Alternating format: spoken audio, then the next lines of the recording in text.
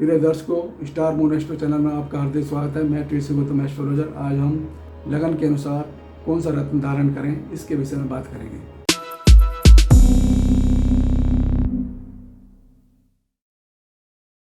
ये हम सभी जानते हैं कि हमारी 12 लगनें होती हैं और उनमें सभी भाव में अलग अलग भाव के शुभ भाव के स्वामी की ओर का हम रत्न धारण करते हैं। तो अब हम मेष लगन लेते हैं। मेष लगन के अंदर हमें मणिक्य धारण करना चाहिए, क्योंकि पंचम भाव के अंदर सिंह राशि पड़ती है जिसका स्वामी सूर्य है और सूर्य का रत्न दोनों माणिक्य है, इसलिए हम मणिक्य धारण कर सकते हैं। और इसमें हम मेष लगन हमारी पड़ती है और इसके अंदर इसका स्वामी मंगल है, जो कि अष्टम का भी स्वामी है, इसलिए हम मूंगा धारण करने में थोड़ी हमें इतना फायदा नहीं देता। तो इसलिए हमें केवल पंचम भाव का ही, जो कि पंचम भाव एक लक्ष्मी स्थान है और उसके हमें वो रत्न पहनना चाहिए। अब हम आते हैं वृष लगन। वृष लगन के अंदर हम नीलम धारण कर सकते हैं। नीलम शनि का रत्न है और शनि वृष लगन के अंदर योग कारक होते हैं, जो कि 9वें और 10वें भाव के स्वामी हैं, भाग्येश और कर्मेश बनते हैं। तो इसके अंदर नीलम धारण करने से पहले इसको थोड़ा चेक करें, उसके बाद ही इसको धारण करें। मिथुन लगन के अंदर अब आते हैं हम। मिथुन लगन के अंदर हमें शुक्र का रत्न ओपल या हीरा हम धारण कर सकते हैं, क्योंकि ये पंचम भाव के अंदर इसकी तुला राशि पड़ती है जिसका स्वामी शुक्र होता है और शुक्र का रत्न हीरा है। हालांकि हम बुध का पन्ना भी इसमें धारण कर सकते हैं, लेकिन उससे ज़्यादा बेहतर हमारे लिए शुक्र का रत्न होगा, क्योंकि ये केंद्र का स्थान पंचम भाव है। इसलिए अब आते हैं हम कर्क लगन। कर्क लगन के अंदर हम मूंगा धारण कर सकते हैं, क्योंकि मंगल कर्क लगन के अंदर योग कारक होता है, जो कि पंचम भाव में उसकी अष्टम राशि पड़ती है और दसम भाव में उसकी मेष राशि पड़ती है। तो दोनों का मंगल स्वामी है और ये योग कारक ग्रह है, इसलिए हम इसका मूंगा पहन सकते हैं। ऐसे ही हम सिंह लगन के अंदर देखते हैं, तो सिंह लगन के अंदर हम माणिक्य भी पहन सकते हैं और हम मूंगा भी पहन सकते हैं। मूंगा के लिए तो मंगल सिंह लगन के अंदर भी योग कारक होता है, क्योंकि ये चौथे भाव में इसकी वृश्चिक राशि पड़ती है और 9वें भाव के अंदर मेष राशि पड़ती है, और इसलिए मंगल भी इसके अंदर योग कारक है और लग्नेश तो है सूर्य, तो इसलिए हम दोनों पहन सकते हैं। अगर दोनों में से एक पहनना हो तो हमें मूंगा ही धारण करना चाहिए। अब आते हैं हम कन्या लगन। कन्या लगन के अंदर हमें पन्ना धारण करना चाहिए, क्योंकि पन्ना हमारा लग्नेश है बुध, और उसका स्वामी उसका रत्न है वो पन्ना होता है।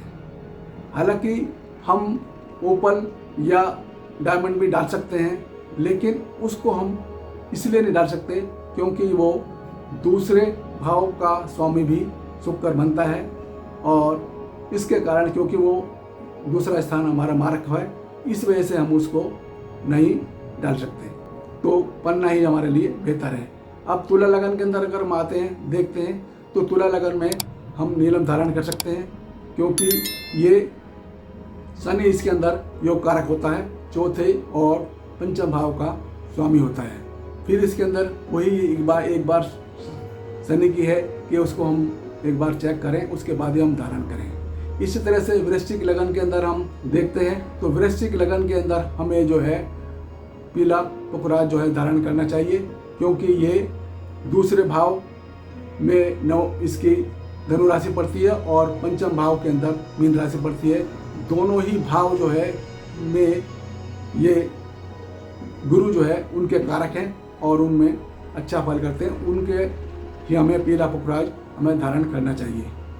और अब आते हैं हम धनु लगन के अंदर। धनु लगन के अंदर हमें माणिक्य और मूंगा धारण करना चाहिए, क्योंकि धनु लगन के अंदर पंचम भाव के अंदर मेष राशि पड़ती है और धनु लगन में ही 9वें भाव में सिंह राशि पड़ती है। तो सिंह राशि का स्वामी सूर्य है, जिसका रत्न माणिक्य है, और मेष राशि का स्वामी मंगल है, इसलिए हम इसको दोनों धारण कर सकते हैं, मूंगा भी और माणिक्य भी।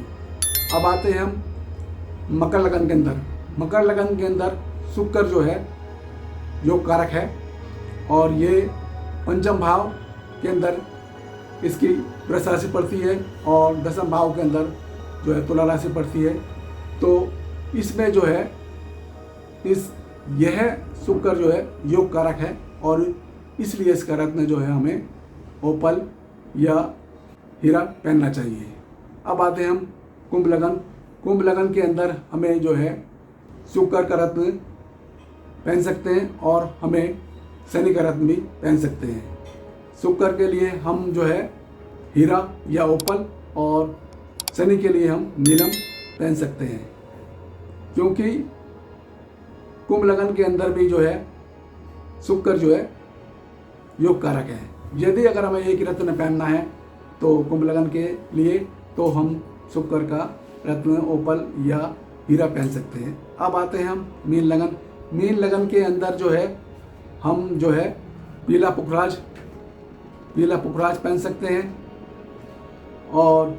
और हम मोती भी धारण कर सकते हैं, क्योंकि मोती जो है चंद्रमा जो है कि कर्क राशि जो है मीन लगन के अंदर पंचम भाव में पड़ती है, जो कि एक शुभ स्थान है।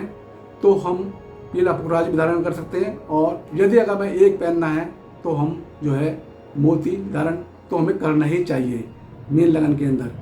तो ये जो है रत्न जो है लग्नों के द्वारा जो हुए, और वैसे इसमें रत्नों के अंदर पहनने के अंदर एक नियम होते हैं कुछ, वो हम देखते हैं कि जैसे रत्न जो है वजन के हिसाब से जो है पहनना चाहिए।